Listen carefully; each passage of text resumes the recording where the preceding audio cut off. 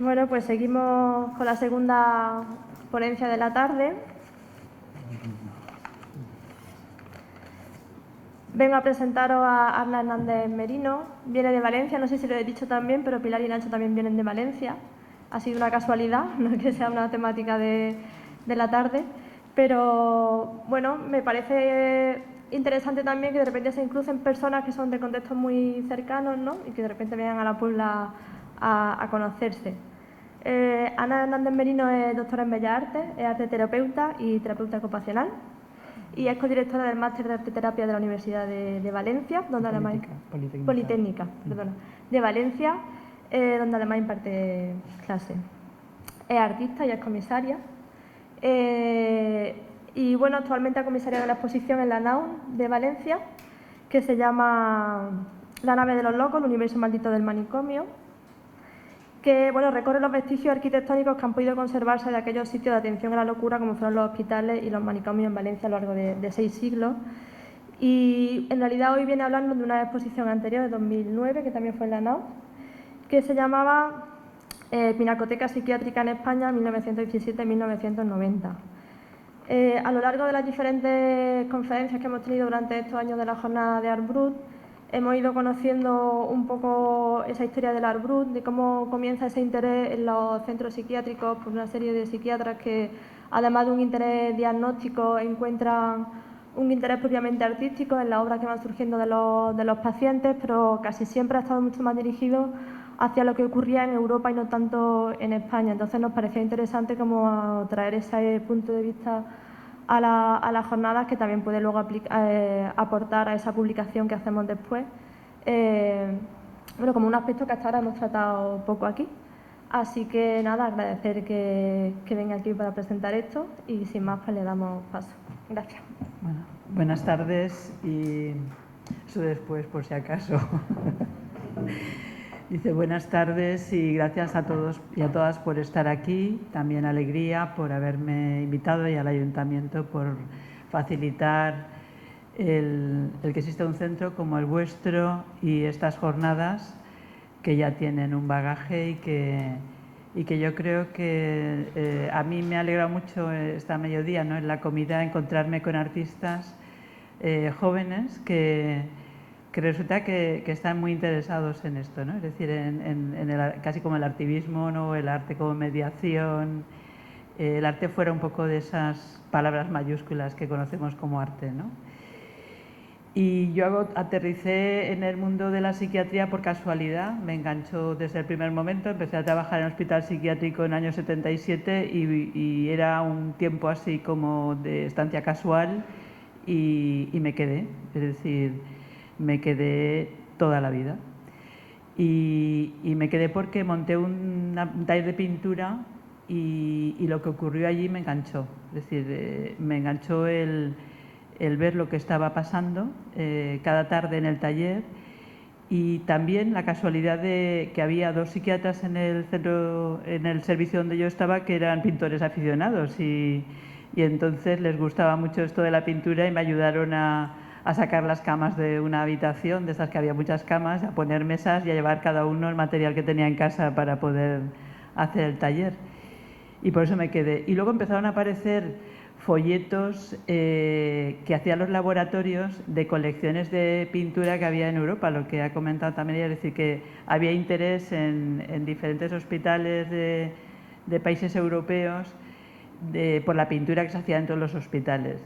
Y estoy de acuerdo con lo que habéis dicho antes, Nacho y Pilar, ¿no? Es decir, que ha sido un tratamiento a veces bastante denigrante, ¿no? En relación a lo que estaba ocurriendo ahí.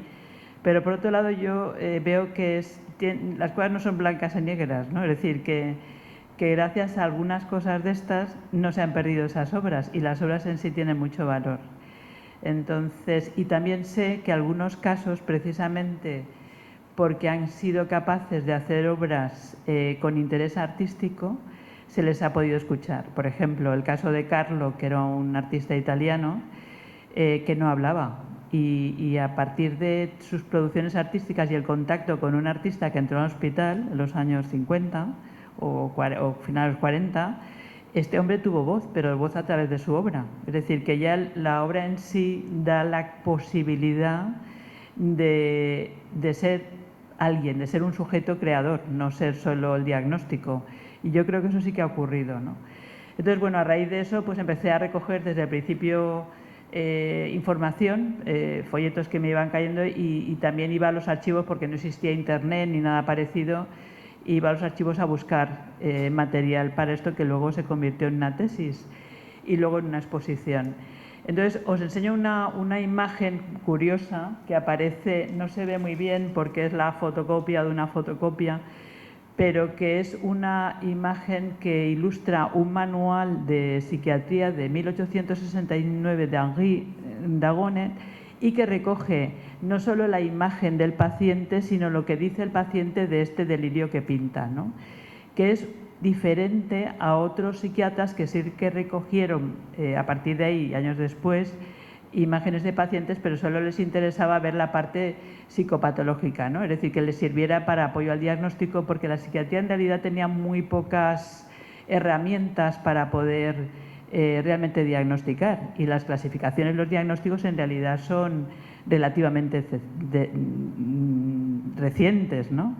Entonces, porque, bueno, la exposición de Valencia, sabemos que desde el siglo XV al siglo XIX prácticamente se diagnosticaban los pacientes entre furiosos e inocentes, es decir, o bien estaban muy agitados y se les ataba con cadenas, o se les ponían celdas de castigo, o los que eran inocentes tenían mejor comida, mejor trato y salían en las procesiones vestidos con ropas muy llamativas y además pedían limosna, ¿no?, para poder mejorar sus condiciones dentro del hospital. Entonces eso ha sido, digamos, como una tónica que no escapa al resto de la sociedad, es decir, que cuando hay alguno diferente pues se le excluye, y entonces eso pues ha sido así.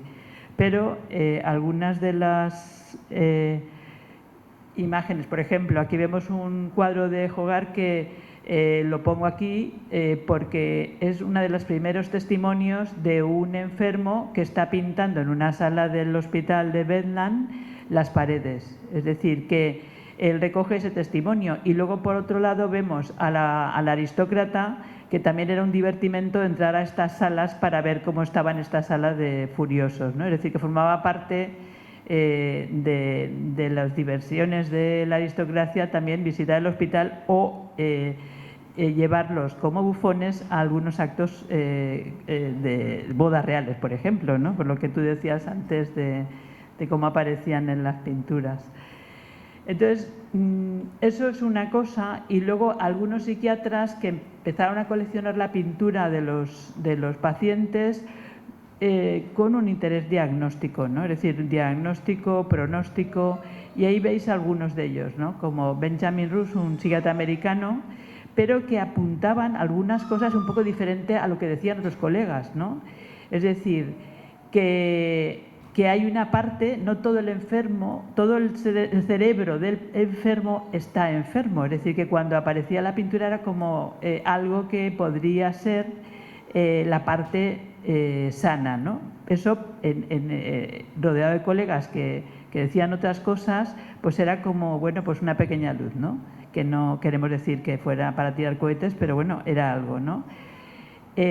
Max Simon, que publica una obra que dice Imaginación en la locura, bueno, pues decir que la locura e imaginación ya era como decir tiene algo, ¿no?, que no tiene todo lo patológico, ¿no? O cuando abren en el Hospital Inglés de Bedlam una exposición de arte psicótico, que eso es algo que se repite a lo largo de toda Europa, y que es verdad que a veces pueden ser poses de los artistas o de los psiquiatras, pero que en algunos casos, como por ejemplo en el de Wolfli, en el que el psiquiatra Morgenthaler recoge su obra y le permite, es decir, por suministrarle materiales, hacer todo un proceso. Llegó a hacer como 11.000 obras, es decir, que Wolfli era muy productivo, ¿no? Y esto le permitía también una elaboración de su delirio, es decir, porque claro, una persona que está en la cabeza todo el tiempo, todo lo que le viene, ¿y qué haces con eso? Es decir, quien ha podido en una institución como un manicomio poder plasmar eso en papeles o en lienzos o en telas o recortando, es decir, ha podido salir un poco de ahí. Es decir, que fijaos que las condiciones además de la población en general, sobre todo la población pobre, en esos años tampoco era muy allá. Es decir, que cuando en un hospital psiquiátrico alguien podía pintar, la verdad es que tenía una situación un poquito mejor, ¿no? Bueno, pues ahí son las muestras de algunas colecciones en las que, claro, los psiquiatras querían siempre, digamos, como clasificar, ¿no? Era ese intento de conocer y de darle forma a lo que estaban, forma, digamos, científica a lo que estaban viendo, ¿no? Y entonces, pues las clasificaban como infantiles, ornamentales o simbólicas, es decir, porque, digamos, seguramente correspondían a los enfermos paranoides y para ellos tenían un contenido psicopatológico más interesante.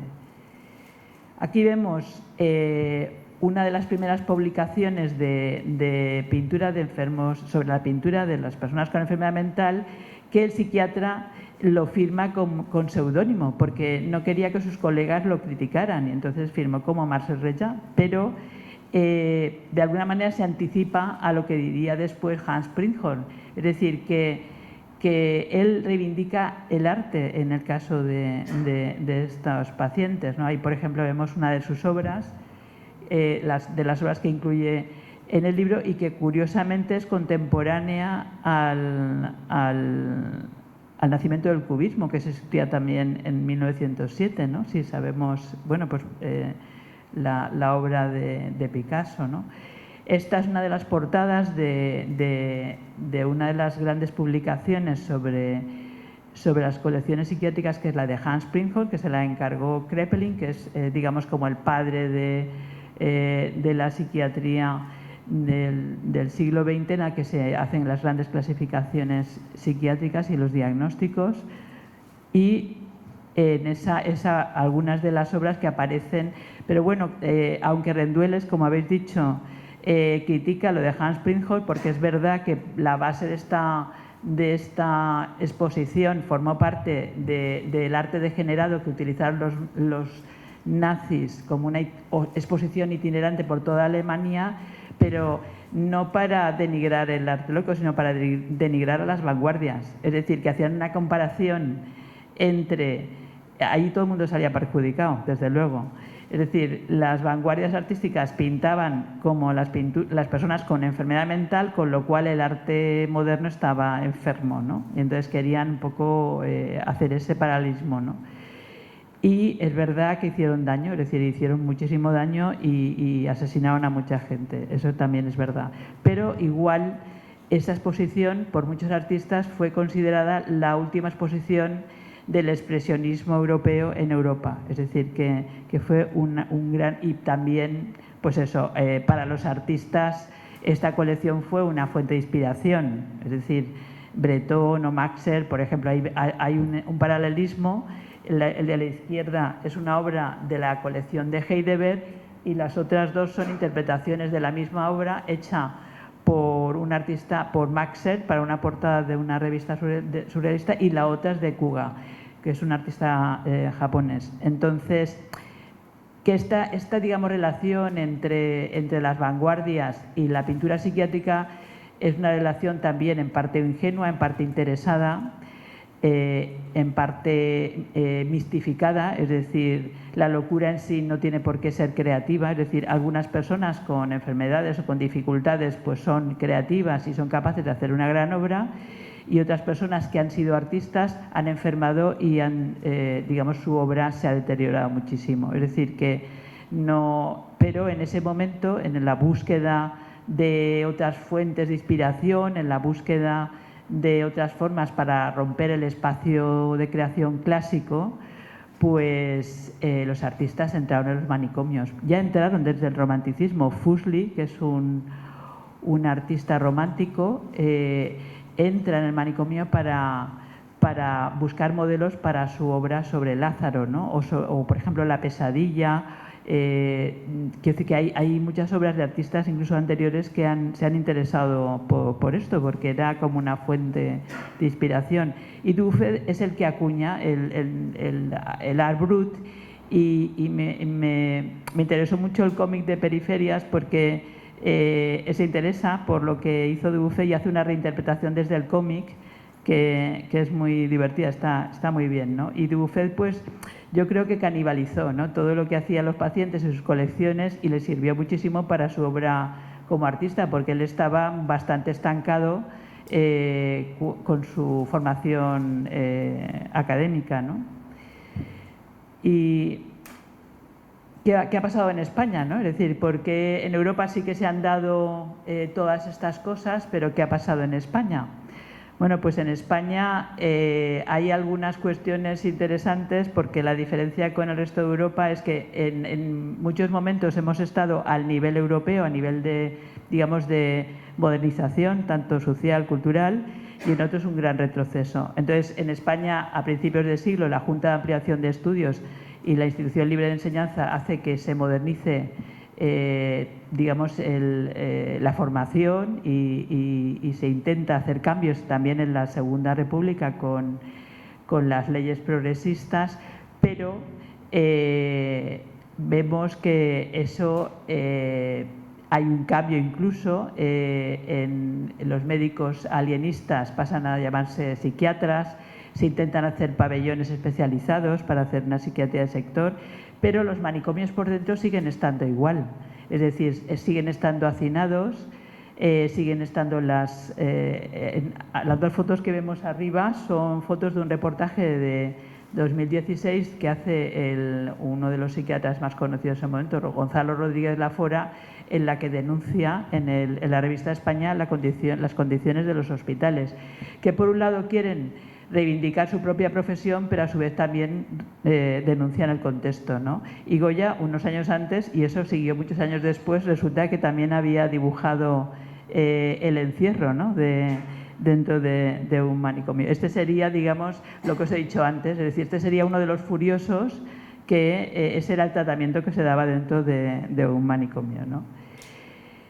Hay en España también cosas curiosas, como que hubo una recepción temprana del psicoanálisis, es decir, que en 1893 se publica un artículo sobre la histeria en dos revistas al mismo tiempo en España, o en Granada y en Barcelona. Se empiezan a publicar las obras completas de Freud en 1922, es decir, que hay como mucho interés por ese discurso. Se hace, digamos, como un discurso civil que forma parte, sobre todo, por ejemplo, de la residencia de estudiantes, hay obras de teatro, se incluye, digamos, pero sin embargo eso se paraliza, es decir, con la guerra se paraliza y vemos un dibujo de Solana sobre un bombardeo, y la guerra hace que muchos profesionales que han intentado modernizar la salud, la educación, lo social, pues emigren, y digamos, el tratamiento de la locura se hace desde una perspectiva nacional católica, es decir, que hay un escepticismo terapéutico. Hay algunos psiquiatras, como un valenciano que se llama Marco Merenciano, que era un psiquiatra falangista, que decía que la locura se cura o con electroshocks o no se cura, ¿no? Es decir, que tenían unas posiciones eugenésicas, como has dicho tú antes, ¿no?, que lo que pensaban es que en realidad la persona con enfermedad mental era un objeto, es decir, algo que aislar y que tratar como si no tuviera ningún derecho. Y quizá estos dos cuadros que he seleccionado, el de Carlos Mensa y el de Martí Quinto, reflejan un poco esa sociedad, ¿no? Por un lado la alianza con la Iglesia, la represión, y por otro lado esa educación, que también era una educación empobrecedora y represiva, ¿no? Hay algunas cosas curiosas, por ejemplo, en el contexto psiquiátrico se empiezan a hacer exposiciones de arte psicopatológico, porque no se consideraba arte en general, sino que era arte dentro de la esfera de la psicopatología. Entonces era muy habitual que se hiciera una exposición paralela a algún congreso de psiquiatras, siempre había. Lo que pasa es que además se colgaban las obras con bastante, poco interés, en el sentido de que no se les dedicaba dinero a colgarlas bien o a enmarcarlas y tal, sino que la verdad es que yo he visto unas cuantas y entonces eran bastante pobres, ¿no? pero había digamos, ese interés. Desde el primer congreso que se hizo en París en 1950, pues se cogió la costumbre de traer exposiciones eran como colecciones de los psiquiatras que las llevaban a los congresos, ¿no? Entonces se hicieron muchas, tengo aquí algunos listados, y lo que quiero marcar con esto es, digamos, por ejemplo, Margaret Naumburg, que es una psiquiatra americana que trajo a este congreso una ponencia que se llamaba El poder de la imagen y las proyecciones simbólicas en arteterapia. Es decir, en 1966 en España, pues esta mujer viene de Estados Unidos y empieza a hablar del arte como terapia. Es decir, que aunque el contexto era el arte psicopatológico, ella pensaba que se podría, digamos, cambiar hacia lo psicoterapéutico, ¿no?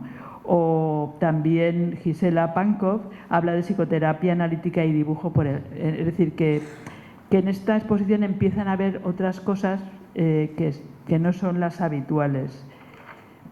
Se hace también otros, por ejemplo, jornadas de pintura psiquiátrica en Barcelona. En toda Cataluña han habido unas cuantas. Yo pude ir en 1985 al Congreso de la Sociedad Internacional de Psicopatología de la Expresión y también había exposiciones allí y conocí a unos arteterapeutas ingleses que me comentaron lo que se hacía en el mundo anglosajón en relación al uso del arte como terapia, ¿no?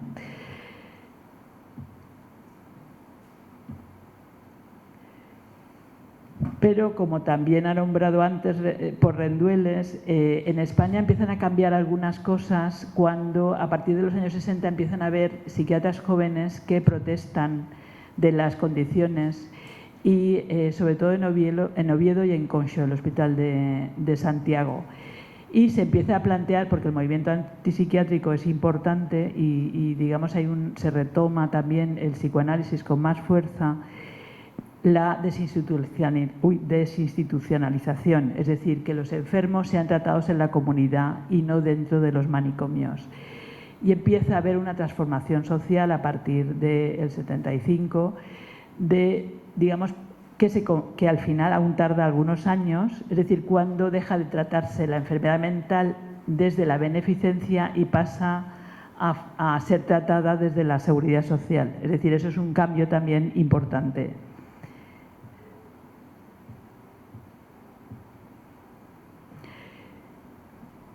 He traído también algunas imágenes de artistas, porque así como he nombrado antes pues, los surrealistas o Dubuffet, bueno, se interesan por la pintura de los hospitales, en España eso no tenemos, bueno, por lo menos yo no tengo una constancia clara, pero sí algunos artistas que están en contacto con la modernidad. Y este cuadro de Ángeles Santos a mí siempre me ha llamado mucho la atención por ese mundo, digamos, onírico, que lo hace ella además en el año 22, y que yo creo que se asustó de la propia imagen, de la potencia de esta obra, porque las otras que tenemos de Ángeles Santos son muchísimo más conservadoras, ¿no? Pero, sin embargo, ahí aparece, es decir, todo ese mundo que podría responder a un delirio, es decir, es una imagen muy delirante, muy onírica, ¿no? O, por ejemplo, algunas otras, digamos, modernidades que había en medio de bastante negrura, pues la obra de Remedios Varo, que desgraciadamente lo tuvo que hacer la mayor parte en su exilio en México, ¿no?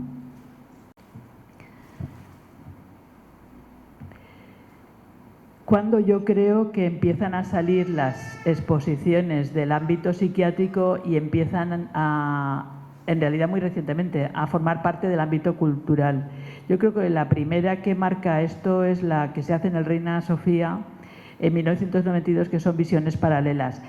Resulta que el planteamiento es el mismo que de la del arte degenerado, es decir, ponen en paralelo obras de artistas y obras de colecciones de hospitales psiquiátricos y les dan el mismo tratamiento, pero desde el punto de vista, digamos, de la influencia, incluso como diciendo, bueno, en realidad el origen y la fuerza de la obra está en la que ha sido creada dentro a lo mejor de un manicomio, no de este artista que se ha encontrado la obra y resulta que le ha inspirado, ¿no?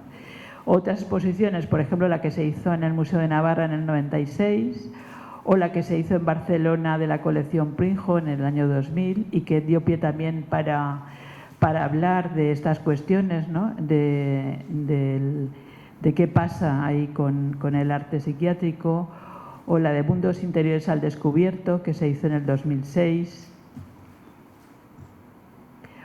o la que se hizo en el Cursal en el 2007 sobre el art brut. Es decir, han habido más. Y indagando por mi parte sobre más cosas en relación a cómo ha sido considerada la pintura de los enfermos mentales por parte de los psiquiatras en nuestro país, pues aparece una primera obra en 1917 publicada en un periódico médico, y que la posición del médico es, digamos, desde lo psicopatológico, y además, ya veis la frase, estas obras han tenido un éxito deplorable las más de las veces, es decir, que todo lo que él puede ver en las obras creadas son datos psicopatológicos, ¿no?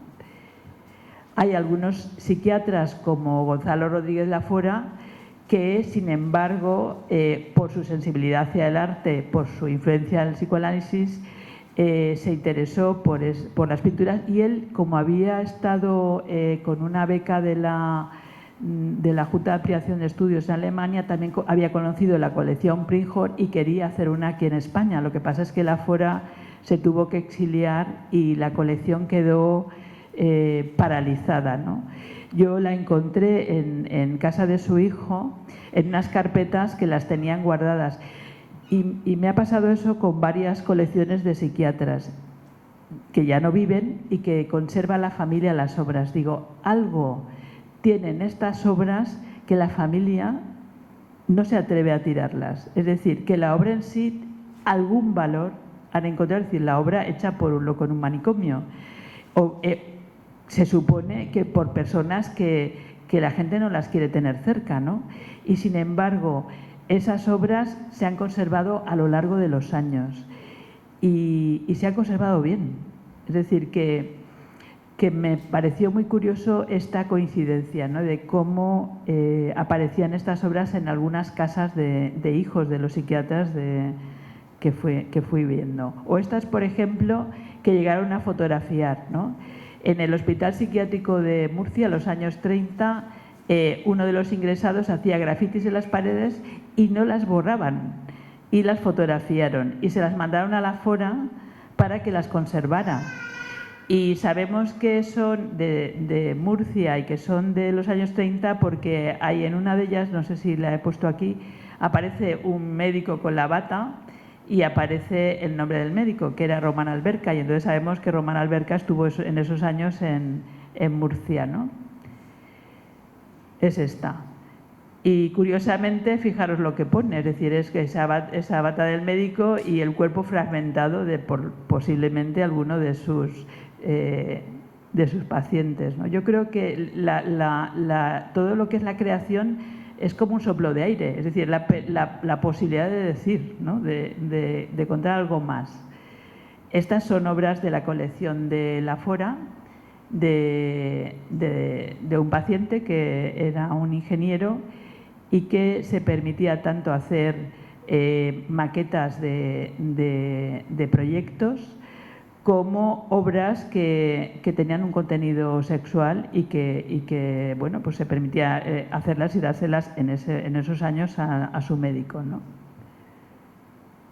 Esta también es una figura curiosa que conservaba el hijo de un psiquiatra en Galicia, y que aquí el psiquiatra le pareció que las obras que este paciente hacía, que era un paciente que no tenía ninguna formación artística y que solo las hacía en periodos de crisis, que correspondían a lo que en ese momento estaba hablándose de ello, que era el inconsciente colectivo, ¿no? Claro, lo que no tomó en cuenta el psiquiatra es que las iglesias que hay en Galicia románicas tienen todas este tipo de figuras. Entonces no hacía falta que pensara que estas obras tenían un contacto con Mesopotamia, sino que en realidad este hombre, simplemente por ir a misa, podía haber este tipo de creaciones, por aquello de que no se crea desde la nada, sino que el entorno, aunque una persona enferme, está. Hay otras obras, por ejemplo, Enrique Miray López, otro psiquiatra que colecciona, pero que también se tiene que exiliar con la guerra civil, pero que la colección que hace le parece tan importante como para incluirla en un manual de psiquiatría.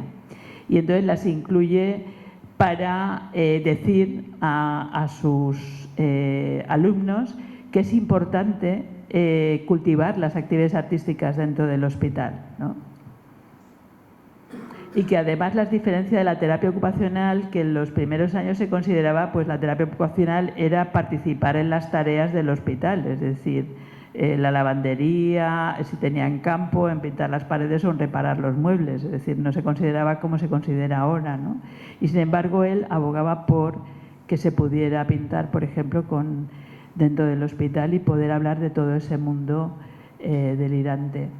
Otra cosa curiosa fue la publicación que se hizo en 1935 en el Mundo Gráfico, porque se hizo también una exposición, pero no en un entorno psiquiátrico, se hizo en el Ateneo de Madrid y entonces hay una colección que yo creo que era el primer performance, que era un paciente que se gastó muchísimo dinero para la época en hacerse más de 600 fotografías en posturas y disfraces muy variopintos, ¿no? Esta, que la titulaban Arte de los Locos, hay todo un reportaje sobre diferentes colecciones y hechas con muchas cosas, es decir, no solo era pintura, sino que también había ponen ahí pan mascado, mascarillas, coronas, bastones, encajes, vestidos, es decir, que recogieron muchas de las producciones que se hacían. Y las hicieron en una revista no de difusión psiquiátrica, sino una revista de difusión cultural. Estas algunas de las poses del performance, que yo creo que era uno de los primeros. Y después de la guerra, ¿qué ocurre con eso que os he comentado antes, de que hay un retroceso en la modernización de nuestro país? Pues tenemos psiquiatras castrenses como Escudero Valverde, que lo que interesa es hacer un estilo de cada una de las diagnósticos, es decir, estilo esquizofrénico, estilo maníaco-depresivo, estilo de alcohólicos, y ahí va haciendo toda su clasificación. También hablan pues por ejemplo ¿no? Que además hasta lo viste con este paciente que debía de ser un ingresado en Cienpozuelos, en psiquiátrico militar, en el que le atormentan pues todas estas vivencias, ¿no?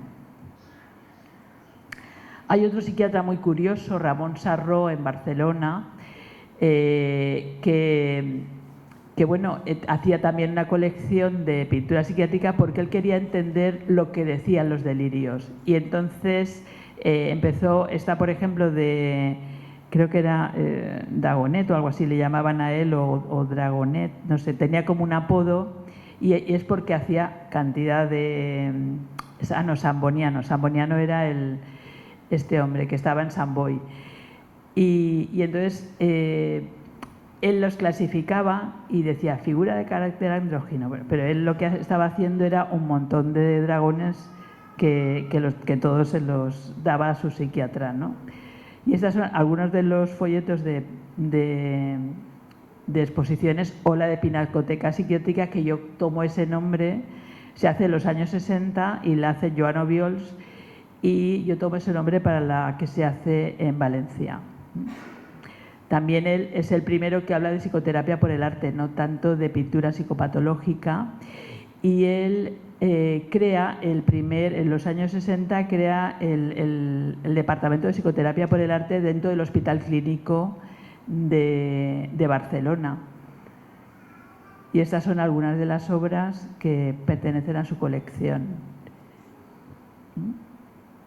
Hay otro psiquiatra catalán que hace experiencias en un hospital privado que había en Barcelona, que era el Frenopático, y que implica a artistas y a ingresados en el sanatorio para hacer murales. Y estos son algunos de los murales que ya desapareció, es decir, lo han derribado en este hospital.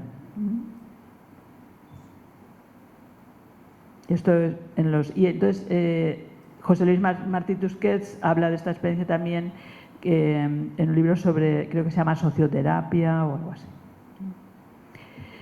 Y la exposición que hicimos en Valencia, esta es la portada del catálogo, y tenemos, como os he enseñado antes, pues todos los...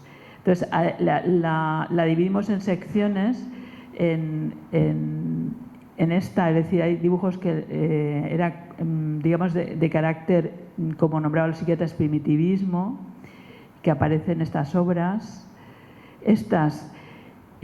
Otra agrupación fue a partir de la locura localizada en el cerebro, y son dibujos que realizan, por ejemplo, esta de un paciente de Obiols que está obsesionado con su propio psiquiatra. Entonces el psiquiatra está en un pedestal, según sea más o menos su relación con él, más alto en el pedestal o más bajo, ¿no? Y entonces va colocando, pero tiene como 200 dibujos sobre eso, ¿no? Estos son algunos aspectos de la sala. El esfuerzo que hizo la Universidad de Valencia para poderla montar es que se restauraron las obras y se enmarcaron. Es decir, que estas obras se venían todas de carpetas y algunas estaban en mal estado, ¿no? Había una sección que era sobre la melancolía en función de lo que a mí me parecía que reflejaban algunas de las obras. Esta, es decir, la de primitivismo era lo primitivo y lo ajeno, como aquello que, digamos, se repite en cuanto a lo alienado de la locura, ¿no? La identificación de la locura en la cabeza.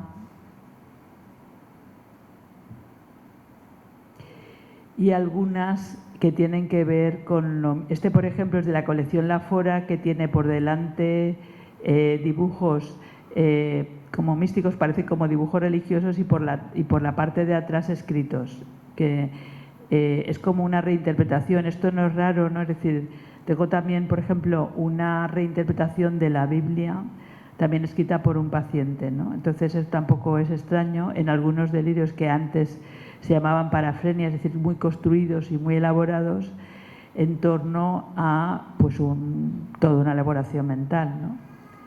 Esta es una de las cabezas, un detalle de una de las cabezas del Hospital de Toen. Esta es de Cienpozuelos. Esta también. Hay algunos que están rotos, pero porque los han roto los propios pacientes, porque no les ha gustado, y alguien las ha recuperado y se ha conservado. Es decir, que en Cienpozuelos, por ejemplo, esta colección está, es decir, se puede visitar. Esto es de una colección de Lleida, también de Lleida, y esta es de Valencia, que también estaba rota, y esta es de grandes dimensiones, y lo que se puede ver es cómo la mujer que la pintó quiere explicar todo lo que ella entiende por las religiones. Entonces hay un escrito que se entiende con mucha dificultad y que está lleno de neologismos, y que ella representa como algo entre lo místico y lo profano, es decir, toda esta composición. Cuando ella lo presentó en una exposición que se hizo dentro del propio hospital psiquiátrico, uno de los concejales que pasaba por allí a ver la exposición se rió, se empezó a reír viendo este cuadro, intentando leerlo, ¿no? Y entonces ella se enfadó tanto que lo rompió, ¿no? Pero uno de los psiquiatras lo recompuso y se lo guardó. Y cuando se enteró de que íbamos a hacer la exposición, nos la trajo y dijo: esto se puede reparar, y la Universidad de Valencia la reparó y ahora forma parte de la colección de la Universidad de Valencia, es decir, que es patrimonio de la universidad. Esta es de la Asociación de Artistas en Línea Paralela de Sevilla, que está depositado en FAISEM. Y esto también, estas proceden del Hospital Psiquiátrico de Miraflores. ¿Qué pasó después de la exposición esta de la Pinacoteca Psiquiátrica en Valencia? Pues que hubo una cosa curiosa, y es que una galería de art outsider, la Christian Berge de París, se interesó por algunas de las obras, y yo en ese momento no podía encargarme de de hacer este comisariado, y Graciela García se hizo cargo y se hizo la exposición en París y tuvo muchísimo éxito. Es decir, que fue como pasaron de estar en una carpeta en un chalet de la Sierra de Madrid a una de las galerías más importantes de arte outsider de París, ¿no? Y estas obras además se han vendido y forman parte de colecciones privadas. Para mí el destino tendría que haber sido un museo en España, pero aún no lo tenemos, ¿no? Y por lo menos sé que aunque sea por esta vía comercial, sé que esas obras se van a conservar, ¿no? Porque alguien les ha dado el valor. Entonces yo creo que es una deriva importante. Y los hijos de Joan Obiols, a partir de la exposición de Valencia, también montaron una en el Espai Joan Brossa de Barcelona con obras de la exposición, que salieron nuevas obras a la luz, ¿no? Y tenemos aquí pues algunas de las muestras de las que estuvieron en Barcelona. Esto es muy curioso porque es una persona que se dedica a hacer inventarios, por ejemplo de astronomía, pero también tiene otro de setas, y entonces tiene miles de hojas en las que tiene dibujos y reinterpretaciones sobre esta, digamos, cosmovisión distinta de lo que le rodea, como a cualquier otro artista, ¿no? Este es un paciente también de la colección Obiols que se llamaba de seudónimo Lagarto y reflejaba el ambiente del hospital y criticaba todo lo que pasaba en el hospital. Y entonces hacía escritos y dibujaba. Y entonces lo hacía a través del personaje Lagarto, como una especie de seudónimo por el que se podría camuflar, ¿no? Y este es el otro que ya hemos visto antes, que es el que igual pintaba al psiquiatra más arriba o más abajo, pero también otra de las obsesiones era dibujaba como un dibujante de cómic, ¿no? Y su obsesión por las mujeres, ¿no? Y bueno, hasta aquí mi intervención. Lo que os quiero señalar con esta frase de Fernando Colina y José María Álvarez es esas voces, a través de esas voces de los delirios, de alguna manera son respuestas, es decir, es como un intento de entender lo que pasa, de dar sentido a lo que pasa, y que también es como si convocan, y algunos que lo pueden hacer lo hacen a través de sus obras, es decir, es esa tarea de crear, ¿no? Es decir, esa posibilidad de crear y de crear a partir de los propios delirios.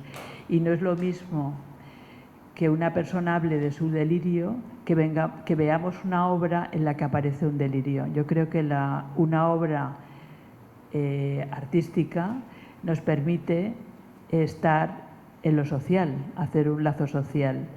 Y esa es, digamos, el gran potencial que tiene todas las iniciativas que tengan que ver con el impulso de la creación dentro de los lugares en los que, por la vida, es decir, aparecen personas que tienen una diversidad y que tienen más dificultades para que se les escuche, ¿no? Y yo creo que la creación y la alianza entre el arte y las dificultades, es decir, es como el nacimiento de una posibilidad. Y nada más. Muchas gracias.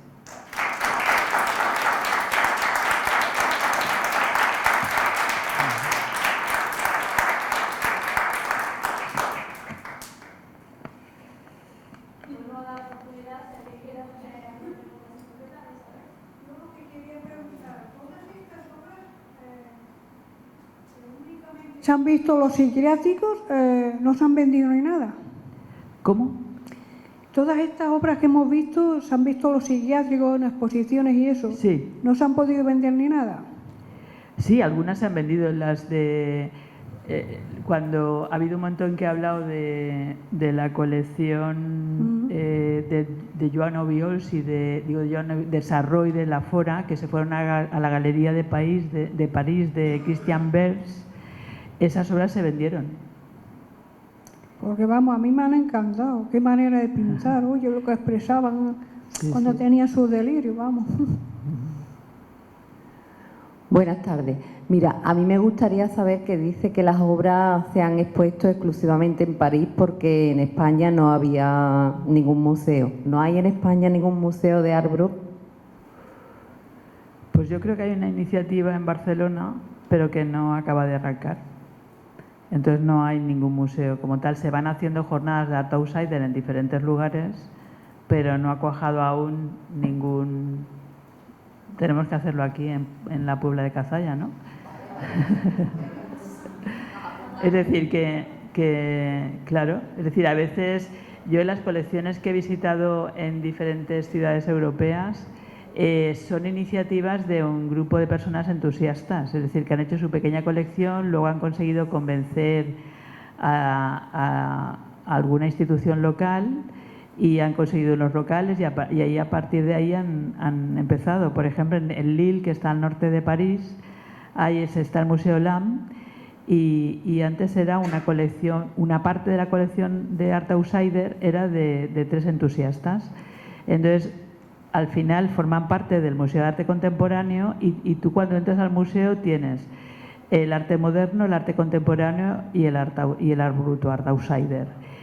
Pues bueno, cuando tú lo visitas, a mí particularmente lo que más me gustó es el Art Outsider, porque yo del arte moderno ya me lo había visto y revisto en todos los libros de historia del arte, el arte contemporáneo también me sonaba todo lo que había visto y en cambio el Art Outsider fue un descubrimiento. Es decir, que yo creo que una de las virtudes que tiene precisamente el Art Outsider es descubrirnos mundos completamente nuevos.